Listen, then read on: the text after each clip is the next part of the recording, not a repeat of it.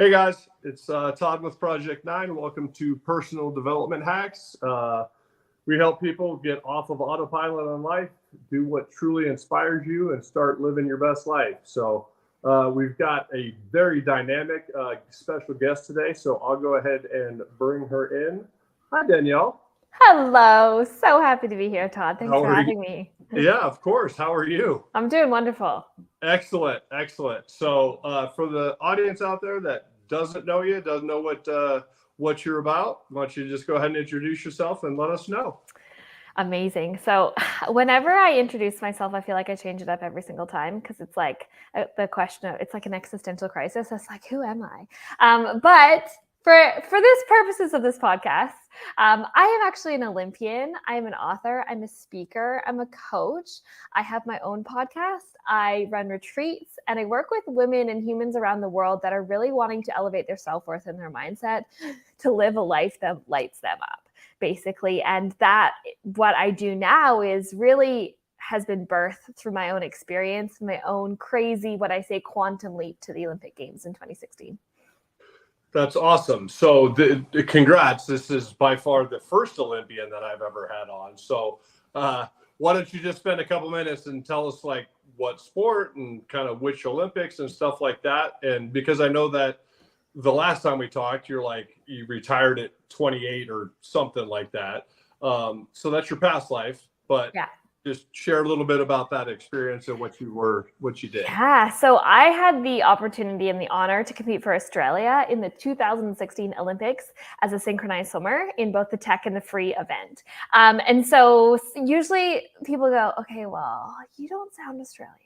And so there's a bit of an interesting story behind my journey. And that's what led me to writing my book, which is called The Unlikely Olympian. And so I was really on this path where I never in my wildest dreams expected that I would be an Olympian someday.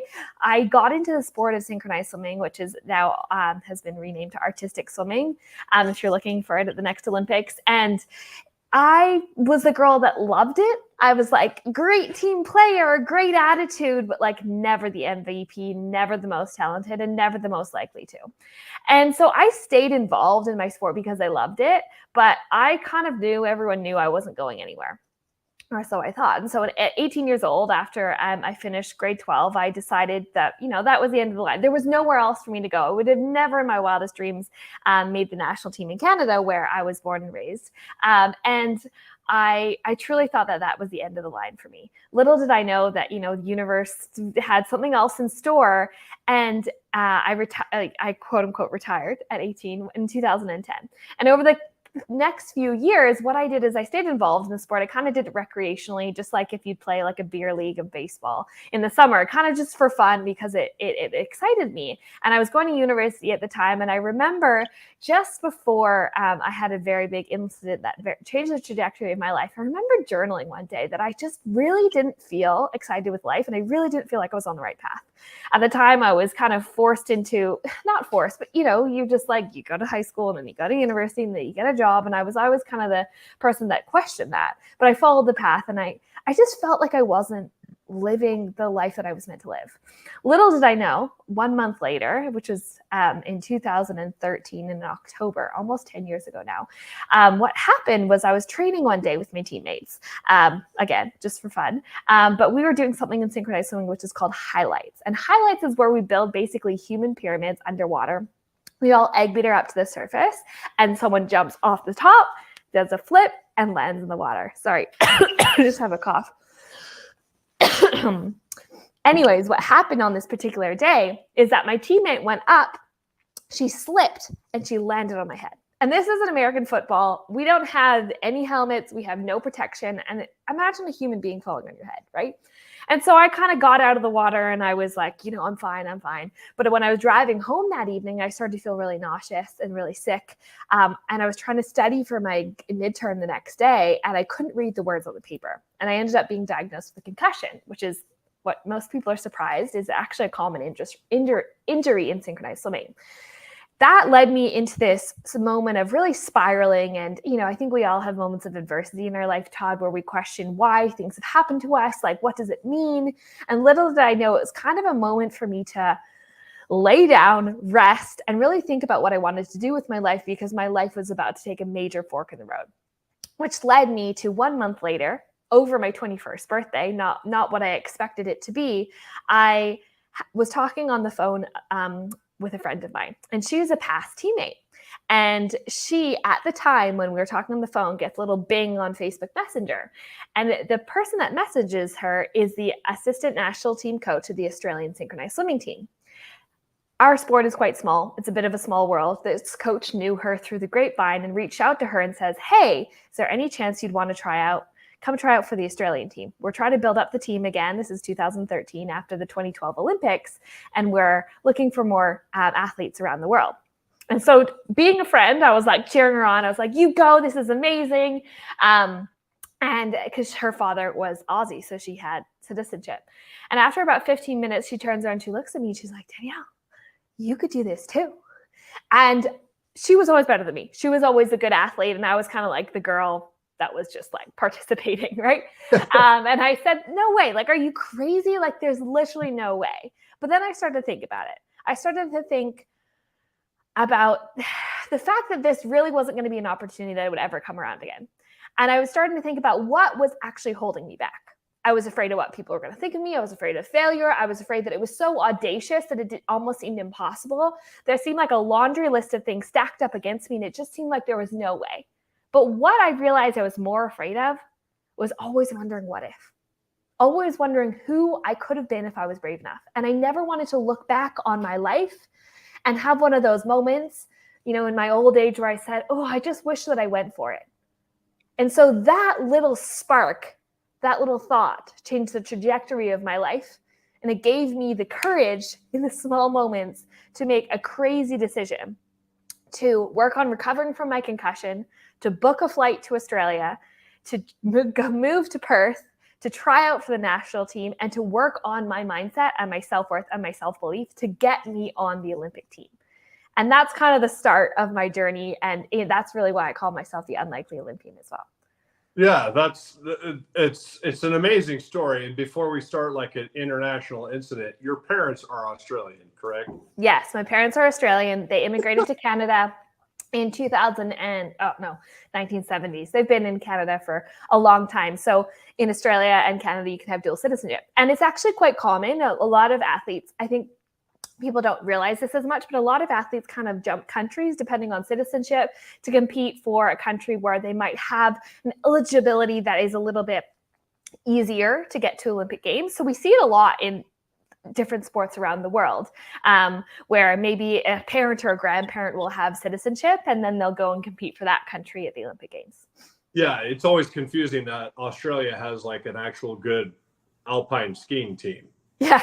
Like, yeah. Well, I think it's just because most of them live in Canada, to be fair, but because the Aussies love it over here too. But you see it a lot in like swimming and in running and in like sometimes smaller sports, but it happens quite often. I think people don't always realize that. Yeah.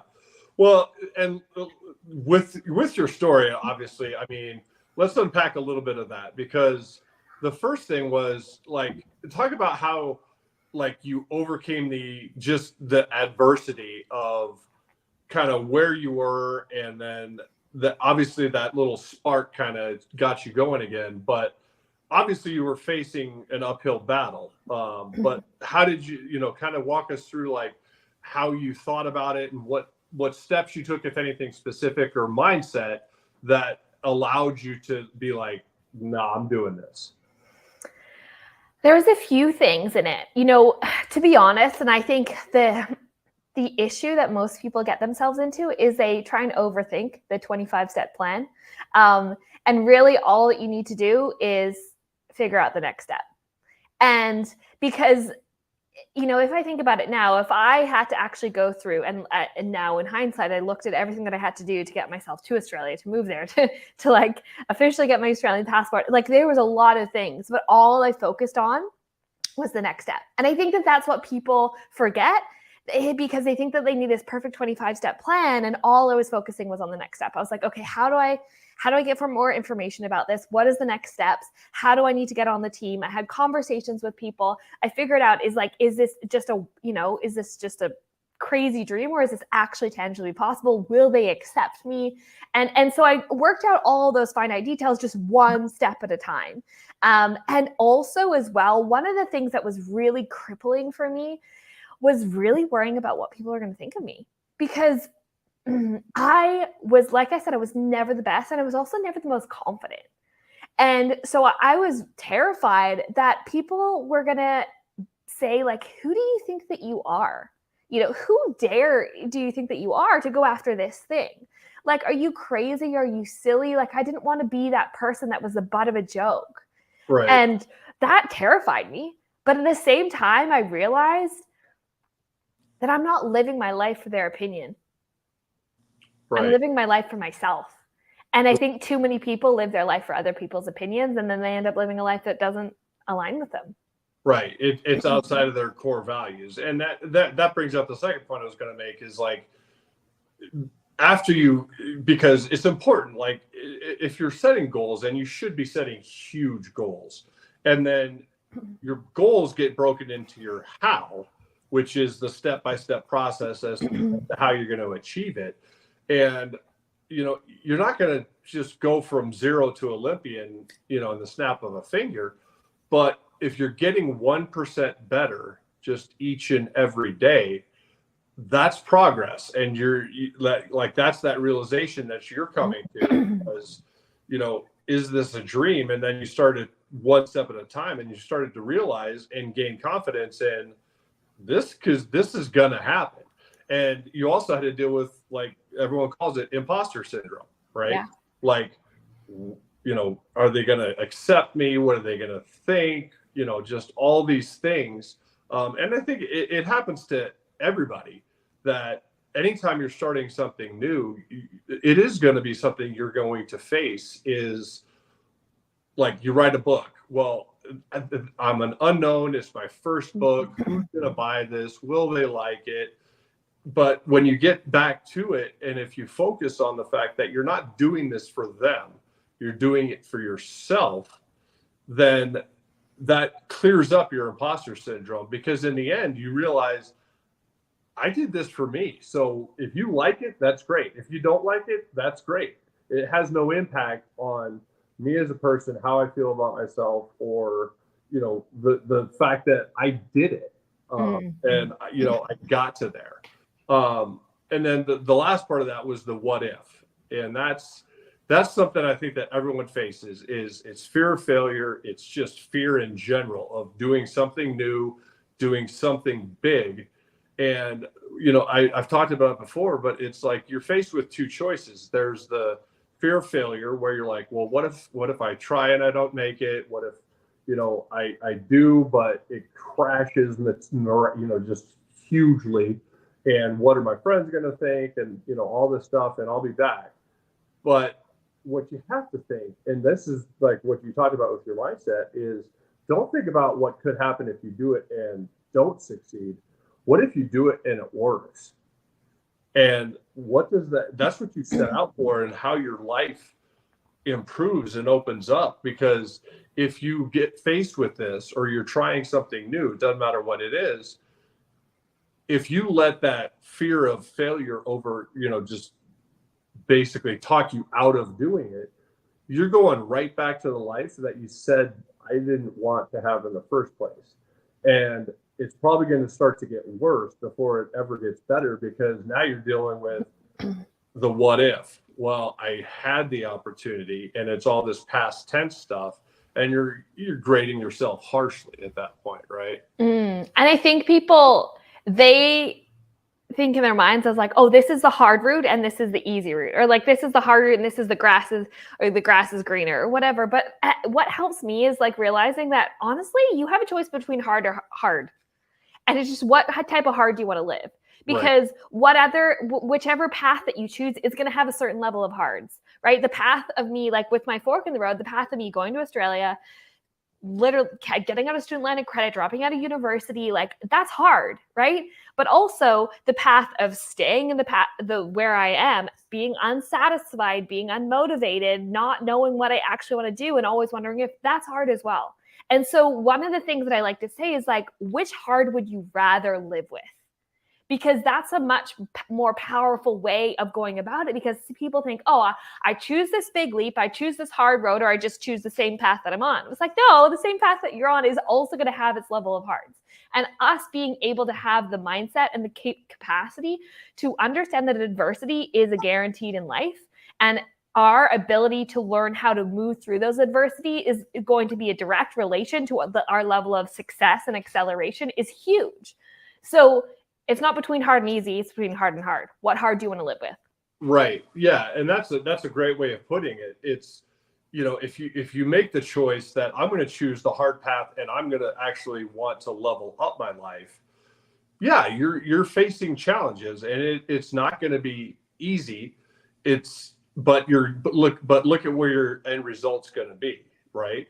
And regardless of what people say, but staying the same and staying stagnant, that's hard too. Exactly.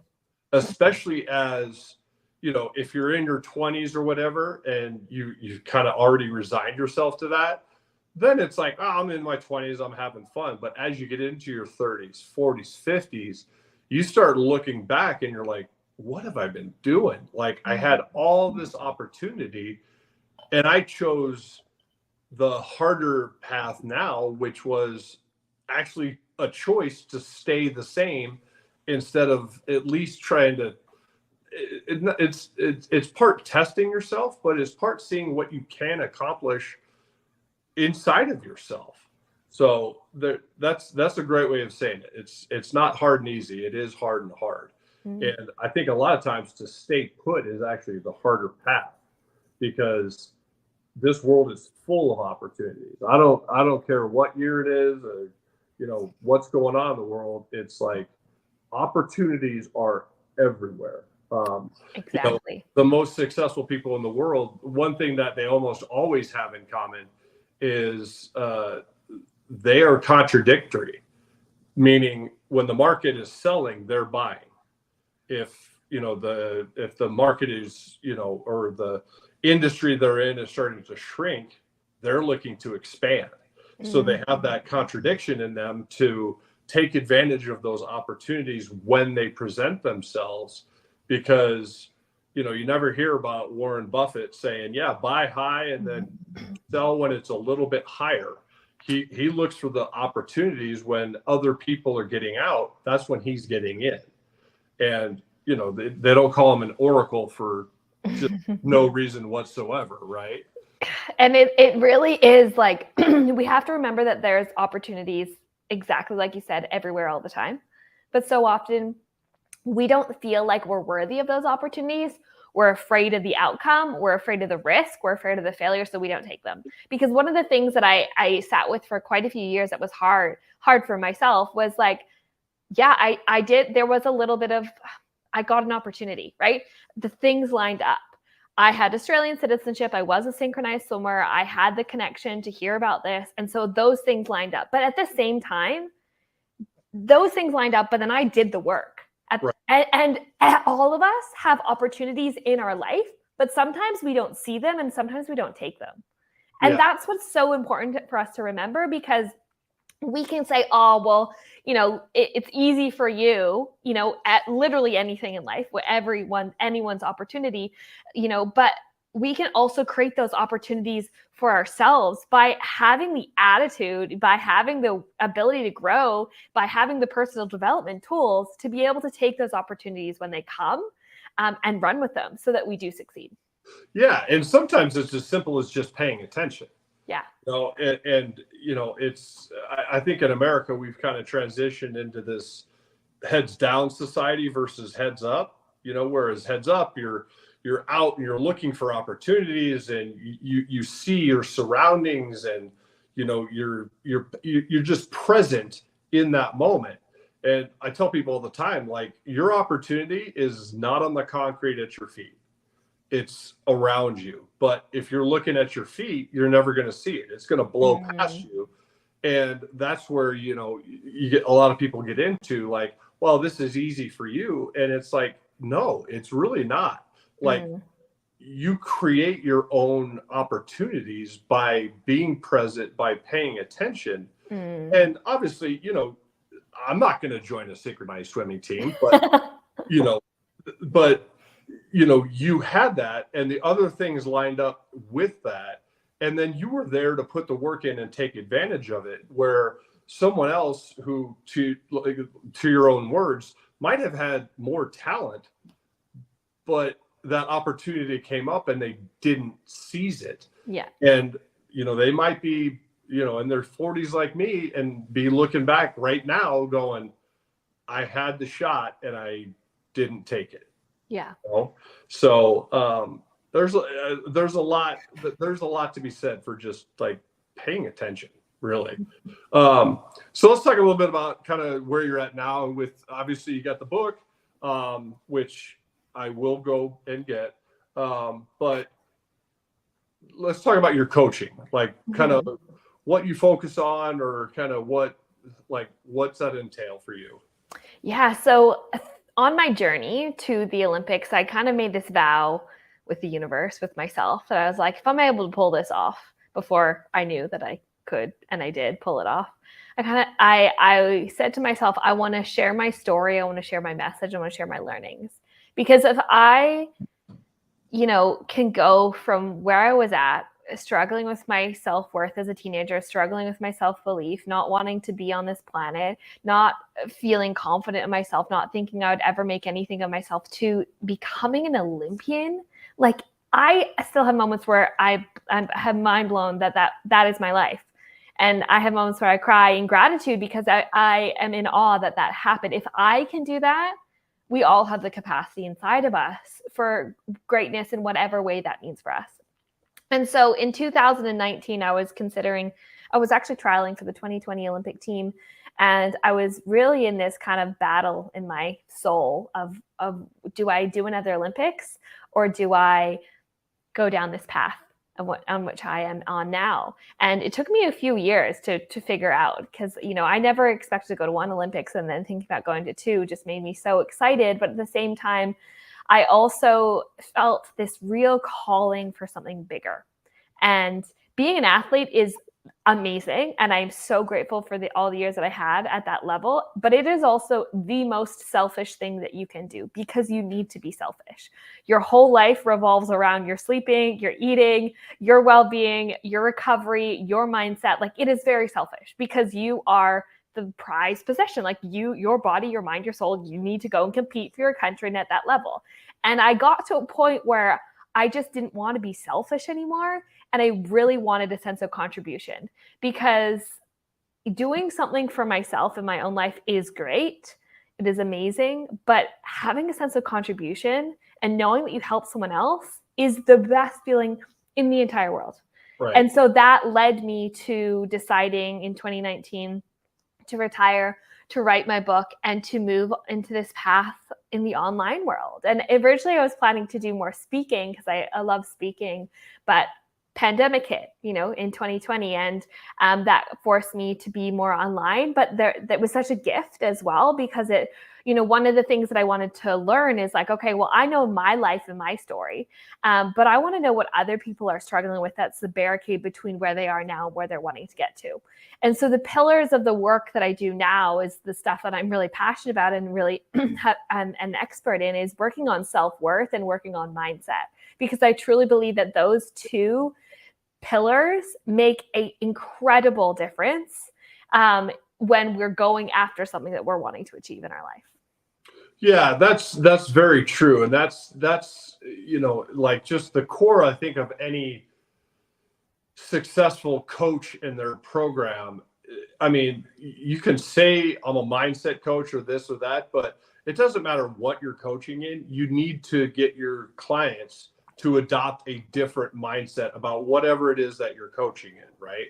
Like for me and my clients, it's, I got to get them in the mindset of a lifetime for their goals, not a short time. I hear people all the time. So true. They'll say, well, if you're going to set a goal, that it needs to be a stretch goal, but it needs to be achievable. And, it has to be something that's within your reach. And I'm like, no, it doesn't. Are you talking about SMART goals? I hate SMART goals. I personally don't believe in SMART goals. because my take on it is like your goal should be your life goal, like something that is you're going to be able to sustain for the rest of your life, be it, health, wealth, relationships, whatever. And it should be huge. And the steps, which is your how, those are your intermediate goals. So like as you're mapping out, like, okay, I got my goal, I know why it's my goal. I've delved into ask myself 7 times the question why. And I know my core like inspiration, what's in me and why I'm not going to let this go. But then it's your how. And that's where you set those more achievable, like, that you can do these things, and it's just step at a time, and you're just leveling up and up and up and up. And the next thing you know, it could be 5 years, 10 years, 15 years later. And then you turn around, you look, you're like, oh my God, I did it. And it's because that goal was so big, but you mapped out how exactly you were going to get there through the steps in your why, right? Like, and so there's a lot of different ways to go about it, but what you said was perfectly said. But just real quick, guys, if you are stuck on autopilot and you are not, doing what truly inspires you, just click below or go to project9life.com. It's a complimentary phone call. We just want to know kind of where you're at, what your goal is, and how you're planning to get there, or how we can help you. And like I said, just check it out. Most it's going to cost you is 30 minutes of your day. So, and then to get a hold of Danielle, she's got her Instagram handle there. So walk people through it. Yeah, you can come and send me a message if you've enjoyed this podcast. I have my own podcast, but I also offer free workshops and programs and retreats. So if you're wanting to get into my world, then send me a message. You can see what's available at that time, and you can go from there. That sounds awesome. So, so what else? Like, I mean, you said 2 things. There's mindset, and what was the other one? Self-worth. Self-worth. Okay, yeah. So let's go into that a little bit, because I agree with you. Like, how you view yourself has just a ton to do with like how other people end up viewing you. And how the world interacts with you, and how, your reality interacts with you, because there is a direct correlation between how you feel, the level that you feel about yourself, and then what is the outcome for your life. And of course, I think that we have to also understand that there's a level of like, outside of the paradigm of rationality. If people are really big egotistical and they don't have any grounding and self-awareness, because that is kind of like the other side of the spectrum. But to the majority of the people that I'm speaking to and that I work with, it's like women, humans that just don't feel good about themselves based on something that happened in their past, based on their appearance, based on a trauma that they feel like is the definition of who they are, based on a story that they've been telling themselves that happened to them in their childhood, based on something that they just cannot let go of. And it absolutely cripples people's lives.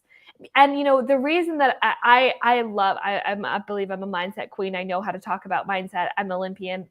That I got through mindset. But what I realized is that you can't work on mindset if people have no level of self-worth, right? You have to have a certain level of personal power to then be doing the mindset work to go after your dreams, your goals, and your desires. But if you don't even feel worthy, you're never going to take any action in the first place. And so that's the process that I work. I work a lot with women, but not only with women, on really redefining the stories that we've been telling ourselves, looking at our past and like what has happened and how we view that, and reframing it. And so that we can create a life that aligns with who that we know that we are at a soul level, but we might not understand yet at a conceptual level. And so that takes time, but it's also incredibly powerful, because what happens is when people up-level their self-worth, their goals and their desires start to manifest. I have people in my world that have gotten promotions. You feel better about yourself, you feel more confident, you will get a promotion, you will get a raise, you will attract a relationship. The things that you are wanting in your life will start to come to fruition because of how you see yourself. Yeah, that's very well said. That, it's what you have inside you. It's that's what you end up attracting. Yeah. You know? And so if you're full of just, I'm not worthy of this, you know, I've got a decent life, or, you know, I don't deserve to go see a fjord in Iceland or whatever, you're never going to. Yeah. But the more that you value yourself, and you put yourselves in that mindset of, like, I always tell people, like, on a daily basis, I do this every single day. Just I write down like the top 5 things, like just my life goals, but I don't write them like I'm going to. I write them in the past tense. So it's not I'm going to be worth X. It's I am worth X. So if you and it's a little trick that you can do, but it puts your brain, because you see yourself writing it, and you know what you're thinking when you're writing it, and you're already putting yourself in that position, and that's going to manifest itself as you kind of more likely than not, you know, as you actually start to achieve that and start to actually take those steps and make your level. The one thing I'll say that about ego. So as you were a professional or an amateur athlete, you said, you know, you can't have this ego that's just dismissive and, you know, you're better than all, stuff like that. But I agree with that. But if you actually talk to like the professional athletes in, like, say one of the 4 major sports, right? Or, you know, like football, baseball, you know, hockey, basketball, golf, whatever. Those guys have the biggest egos out there, and ladies too, because they have to. They have to know going out there, like, there is no way anyone's going to beat me. And they have that. But then at the same time, when they leave their field, or, you know, they come off field and, you know, it's a break week or whatever, they're usually pretty down to earth people. But it's like a suit that they have to put on in that realm, that otherwise you're never going to succeed. You have to be bulletproof when you get to that level. And that's the thing that you can think about with, you know, your own pursuit. Like, not saying ego, but you got to put your suit on, knowing that there are going to be people that are going to try and tear you down as you start to level up your life. I definitely agree with you, because, you know, and this is one of the things that was I learned so much by being at that level, where I got the opportunity to, you know, I was at the Olympics. I was obviously around other Olympians. I was around world champions, gold medalists. I got to meet prime ministers and billionaires and royalty. And I got to really see behind the curtain of this very small portion of society. And through that, you also realize that they aren't any different than you. Because one of the things that we do is, with the people that have achieved the things that, you know, we look up to, is we put them on a pedestal, and we think that they must have had some like magical fairy dust that's a little bit different than the rest of us to achieve what they have. But, you know, even at the Olympics, you know, there's so many of the athletes are nervous and they're worried, and they have their stuff that they're moving through. And what was really helpful was like really normalizing that and seeing that people, even at that level, are normal human beings. And if I feel like I'm a normal human being and then maybe that's possible for me as well. But at the same time, from a sporting perspective, and I even do this in the work that I do now, you know, I talk about it as like stepping into my highest self, because me, Danielle, the regular old girl, would have totally pooped her pants if she was walking out there on the Olympic stage. But I couldn't do that. I was there representing my country. I was there with my team. That was my moment. And so what do I have to do? I have to put on the archetype of, okay, I'm the confident, successful, powerful, synchronized swimming queen that's going to go out there and dominate. And so, you know, I use the terminology. Some people don't like this, but I say fake it till you make it. And when I say that, I don't mean be fake. I don't mean be inauthentic, because that's very different. I'm saying step into the highest version of yourself when you're in those places, because then you're going to get the confidence that you need to go do that thing. Because let me tell you, when I was about to go walk out there on the Olympic stage, I was shaking my boots. I was so nervous. If you could have given me a helicopter and told me you can leave right now, not do this, I would have done it, right? But I also realize that that's not the person that I want to be. And if I step into the archetype of the woman that's confident, then I'm going to have those qualities. And the cool thing is, when you continue to step into that archetype of who you believe that you are, if you do that enough through repetition, you start to program your subconscious mind that you are that person. Right. And so after doing that for many years, it's like, I don't have to pretend to be her anymore because I am her. But again, there's this value. I talk about this, I call it grounded elevation. It's having this high level of self-worth elevation. So it's like, I see myself at this level. I will not tolerate being treated less than this. I will not tolerate people being unkind to me, but I'm also grounded. And I know that I'm no better than you. I'm no better than the homeless man on the street. I'm no better than anyone else, depending on whatever income they are. And I think that that's really important, because we get to have that polarity. And as we walk into our life and into our goals, where we are all equal as humans, but you do get to value yourself at a high level, but also treat people with kindness. Right. Because that's really important too. No, right. And that's, I think Steve Harvey said it best. He's like, yes, money does change you, but if you were a jerk before you had money, you're a bigger jerk now that you have money. But if you were a grounded, just decent human being before you had money, you're going to be even more so when you do get money. Mm-hmm. So you're absolutely right. And the other thing that you talked about was like putting yourself in at that stage where it wasn't, you didn't feel like it was what you were doing, it was who you are, right? And I think that's a powerful thing that happens to people as they go through, like, I'm going to set this goal, and then they start to make progress. I've seen it, and it's the coolest thing I've ever seen. It's, you have people they'll be on an 8-week course with me, and from 1 week to the next, it's like a completely different person shows up. And it's because they've made that transition where they've been doing it, they're seeing progress, and all of a sudden it goes from what they're doing to who they are. Mm. And their energy is higher. Their posture is different. Their confidence is through the roof. And they're all of a sudden in a heads up mode, and they are looking for what's next. Like, I don't even have to ask them a question. They're like, I already got it. Like, this is who I am now. And it like, I went through it, because when I went through, getting into this, and kind of the whole impetus of the company was me just getting healthy. And it started off with a weight loss goal that went badly after 3 days, because it's in Denver and it snowed.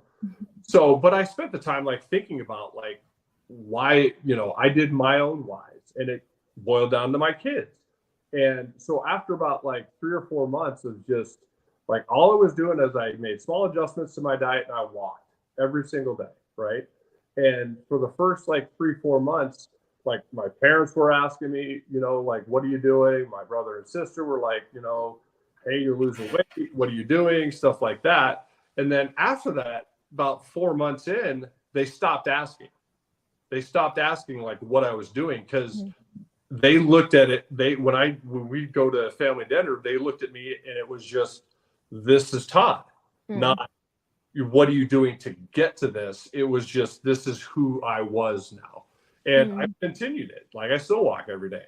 And it's just become such a habitual thing that it's actually addictive. Like, that's the greatest thing about, like, when you start to make progress, your mind and body, it becomes addicted to that feeling of progress. And as you start to make progress, your body wants more. And it'll, whatever you're working on, it's going to accelerate your growth in that aspect, because it's craving that feeling of more progress, more progress, more progress. And like our psyche will fight for our identity. And I think that's why, speaking to people that have addictions, like, one of the hardest things about shifting from an addiction is that you, first of all, the acceptance that you have a problem, but then it's like, well, who am I if I'm not a drinker? Say you're an alcoholic, right? Like, because that jostle, I have a good friend that's in this work as well, and she's been sober for 7 years, and she shares about how the hardest part was, it was the shift of her identity. It wasn't just the giving up the alcohol. It was like, well, what do I do if I'm not this person? And so, like, one of the biggest keys, exactly like you were saying, Todd, to creating changes in our life is shifting our identity and who we believe that we are. Like, I know that I am a healthy person that loves to exercise. Of course, like, I went to the Olympics, but beyond that. And so I always create space for that in my life, in whatever that looks like. And so I have no doubt in myself, because I will fight for that identity within myself. And so exactly like you were saying, like, if we can start to actually turn the knobs of changing our identity and who we see ourselves as, then the change is going to happen so gracefully and actually stick as well, which is what everyone wants. Right. And that's exactly it. Like, I mean, what was it, like 7-8 years ago was the last resolution that I ever set. And it's because they're crap as far as I'm concerned, and, everyone that's like January 1st, they're like, I'm going to lose 15 pounds this year. I can almost tell you, like, why don't you write down your goal for the next year, and instead of 15, put 25, because that's what's going to happen, because you're going to give up within 6 weeks to 3 months. You're not going to do anything the rest of the year.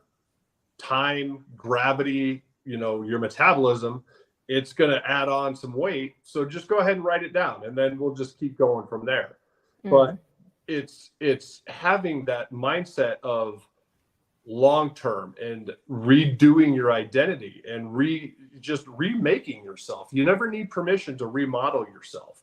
And if that's a choice, like your friend, who, like you said, she's been sober for 7 years, she had to figure out, as well with anyone that has any sort of like a substance abuse or any types of problems like that, they have to figure out like who they're going to be without that. And once you get that part figured out, then the actual like giving stuff up becomes the easier part. It's not easy, but it's easier than if you didn't figure out like who you were going to be, because, people are, like alcoholics, they get known as like either the angry drunk, the funny drunk, the pass out drunk, whatever, he's good to be around when he's drinking or whatever. And their concern is like, well, who am I going to be at these events if I'm not drinking? And are people going to accept me if I'm showing up drinking iced teas? But once you establish that you're fine with that, and that's your new identity, and that's who you ultimately, that's how you want to live the rest of your life. Once you establish that, then the actual steps of going through like getting sober or whatever become a lot easier, because you're not giving something up just because, that's what you're focused on. You're giving it up because you're establishing a new identity for yourself. 100%. Good. Very much agree. Okay, cool. So what else with coaching? Because you mentioned you mentioned a litany of stuff that you work with, like mindset and stuff like that. But I mean, what are some of the? Let's do this. Like, what are some of the holdbacks that you see in people that either they get into your program, or they get to the point and then they choose not to do any coaching program? Yeah. Well, if it's like choosing not to do a program of mine, people have a big fear of change. Ultimately, like, people like things to stay the same, but it's so interesting because nothing ever stays the same. Like, every day we are aging, we are growing, and the world is changing. Like, even if you try and put yourself in a box, like, you're still gonna age and the world is gonna change. And so change is inevitable. And so, but that makes people really uncomfortable. And so, but at a deeper level, one of the things that I love working with my clients is from a mindset perspective, because we spoke about the self-worth, is what I see so often with people is that it is very easy for people to dream. You know, we all dreamed when we were younger, when we were children, what do you want to be when you grow up? A lot of people have ideas for business, going after things, but the amount of people that have a dream versus the amount of people that actually do that thing is a vast difference. Yeah. And how you actually get from A to Z is with mindset, because a lot of people, to be fair, none of us were really taught, haven't been taught the tools to understand what it means to go after something and have the persistence and patience to make it happen. Because so many people say, oh, I want to start a business, or I want to get another degree, or I want to change jobs, or I want to lose weight. But so many people give up so quickly and so easily. And that's it my blood boils, because I see so many potential, like, incredible humans out there that if they only had the right tools, then they could achieve so much more. And one of those things that, you know, I speak about is adversity and challenge. And, you know, and what, like, it is guaranteed. One of the things that we had to learn is, in training for the Olympics, is we had the opportunity to work with incredible sports psychologists. And so leading up to the Olympics, I got to go to lots of competitions around the world, Japan and Russia and Spain and Hungary and all around the world. And so we would go to these international competitions, and our sports psychologist, who had worked in this field for like 30 years, one of the things he would say to us, he's like, girls, know that because we would have this perfect plan. Like when we go, you know what you're doing, like literally every 5 minutes for like the entire competition, right? He said, expect and know that things will go wrong. Yep. And it's not from a place of saying we want them to go wrong, but something will go wrong. Every time you go somewhere, the flight will be delayed, you'll have a bad sleep, something will be off of the pool, the schedule will be off. And every single competition, every single time we went, there would be something that would go wrong. Not from a place of, oh, woe is me, everything goes wrong for me. Not that mindset, but just from okay, cool, this is just a new hurdle for us to jump through. And what I think people think, that as soon as they hit a speed bump, oh, it's not meant for me. This is a sign. I need to back down. It's like, no. This is another little hill that you need to climb to move through. And the better that we can get at learning how to overcome adversity and to navigate those challenges, the more successful that we're going to be. Because every single, and success in whatever that means for you, right? But every single person that has done anything that you've ever wanted to do has navigated so many challenges and so many failures. And they just got better at dealing with them, not making them mean anything. Because what a lot of us do is we will face a speed bump, and then we spend so long dwelling on the speed bump and thinking that that means that we're a failure or we're a loser or whatever, that we could have figured out 5 different plans moving forward. So not making it mean anything and taking quick action to continue to move forward. And so that work and showing that to people and giving people the tools to do that is so incredibly huge. Yeah. And that's, I mean, I'm glad that, you know, you had access to the sports psychologist, because, you know, what they're doing is they're helping you pre-identify like what issues there could be. And I look at it as you're on the Titanic, not on a speedboat. So if you know there's going to be problems, you're already going to have a game plan, and you can navigate it before you even get there. Whereas a speedboat, you know, it's going to be abrupt, and, you know, you're going to be like, oh God. And then, you know, that's the woe is me moment. Right. So, you know, whatever you're starting new, it's an important step, be it with your goals or whatever. But once you start into it, before you start into it, you need to think about like what's prevented you in the past.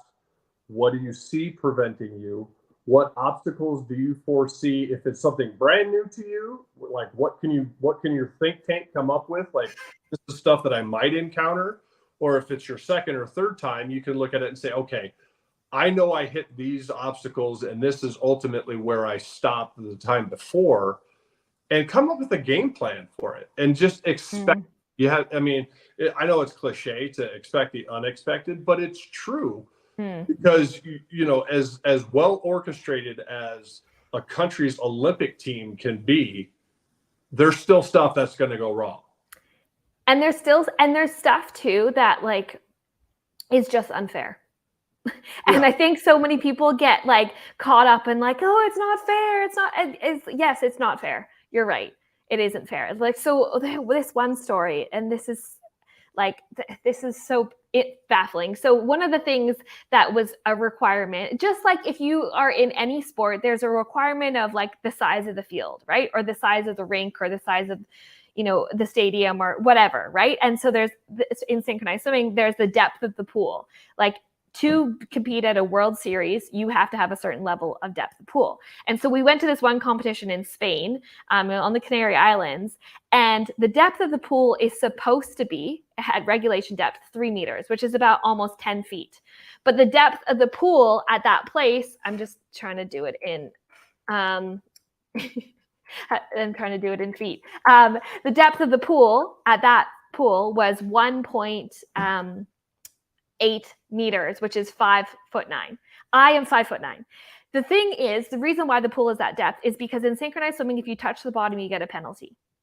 Right. What they said to us is, even though the pool was like almost half the regulation depth, if we still touch the bottom, anyone would get a penalty. Which again, like, it's not fair. Like, that's just, and so we were umming and ahhing, like everyone was huffing and puffing about it. It was so frustrating. And the funny thing is, like, if I point my toes, I am longer than 5'9". And so I wasn't able to touch the bottom, because then I'd get a penalty for my team, and being tall, that was a challenge, and it was so unfair. But we just had to navigate that, right? And the same thing happens to us in life. And I think people get so caught up on things not being fair, and it does suck. Absolutely. You get to pitch a tent, put a hat on, have a pity party for 2 hours, move on. But then we have to actually move on. And so many people spend so long ruminating on things not being fair, or things not working out the way that they wanted to, that they haven't actually moved forward to figuring out a decision, or moving forward to find a plan. And that is really the most important part, because we have to move forward from that. Yeah. And I'm sure with the pool there, like, it didn't take you guys long to look around at all the other teams and be like, there's a lot of people that are going to struggle, like, because they are 5'9". There's some girls that are 5'10", 5'11". They're going to struggle more than we are. You know, it's like, it's the playing field was equal, even though you're sitting there like, why are we here? Like, is there not a pool deep enough, or is it the water table, but the playing field was level. So you just had to, instead of ruminating on, I can't point my toes, you guys figured out a way to be like, look, it's not good, but it's not good for everybody. Yeah. So let's move on. Let's come up with the game plan and move forward. Exactly. But as we get kind of closer to the end, one thing, you know, like you mentioned it, and people will say, is like, you know, that these ultra successful people, and it doesn't have to be wealth, just like successful people, right? They got this fairy dust that got sprinkled on them, right? And it's not true that it was a dust, but they do have superpowers, and it's called consistency and dedication. And they figured out on their path to where they're at that if they were consistent in what they were doing and they were dedicated to it, that they would get there. And I think that's what a lot of people lack, is the consistency. That's why 99% of you know, New Year's resolutions are done by April 1st. I mean, it's a given fact. Why do you think like gym memberships skyrocket like in January, and then you go in there in April and it's you and 2 other people? Yeah. And that's why. It's because there's no consistency. Yeah. So it's something that's key for your mindset and going forward, is like, you have to be consistent in your efforts and in that progress, even if it's a day where, you know, you only got a little bit better than you were yesterday, because that's your only comparison, right? Yeah. Me today, all I'm comparing to is me from yesterday. And if I'm better today than I was yesterday, then I made progress. And you have to be dedicated to that process. And if you got those 2 down, the world is your oyster. You can do whatever you want at that point, you know? It's tough to get people into that realm of like, look, all these dreams that you've got, they're not just dreams. They can be your reality. It's going to be hard. It's going to take work and effort, but they're all there just for you. Yeah. So, I love using the analogy of too many people have a sprint mindset when they're really running a marathon. And if you have a marathon mindset, even if you're running a sprint, your life is going to be a whole lot easier. And so what that means is like people think, oh, I'm just going to do it really like quick, fast, and it's going to be over. But which yeah, sometimes it does work out that way. But if you have the mindset that you're going to be running a marathon and you're in it for the long haul, if you stay for the marathon, you're going to be fine and you're going to achieve it. But then also if you do it, if your race ends shorter because you finish sooner, then you still feel like you got it, right? And I've been getting back into running, and it's like, if I tell myself I'm just going to go and run 8 kilometers and then I run 5, it's so much like easier for me to go and tell myself I'm going to run further than tell myself, oh, I'm just going to run, 5, because then I'm like, oh, the 5 feels so hard. But if I tell myself I'm going to go for longer, the shorter part feels easier. And so in whatever people are doing, be willing, exactly like you said, consistency is so important. Dedication is so important. And I say patience and persistence, which is very similar, right? Be willing to be patient, give yourself time, and be persistent. So persistence means when adversity meets action, right? And so you keep going even when you hit the speed bumps. And if you have that marathon mindset, you will get there. yeah. Like you were talking about with the marathon, the only thing that came to my brain is like Usain Bolt, who is the fastest man in the world, probably is not going to win a marathon. No. It's just a fact. So, all right, Danielle, we got about 15 seconds left. So finish off and kick us out of here. I just want to thank you so much, Todd, for having me on. I've just absolutely loved this conversation. And if anyone else wants to reach out about my programs or workshops or podcasts or retreats, just come and find me on Instagram, Danielle Kettlewell _ let me know what you enjoyed from this episode, what the takeaways are, and I would love to hear from you. Thank you so much for having me, Todd. Absolutely. For the viewing audience, thank you guys for watching. We'll see you guys again next time. See ya.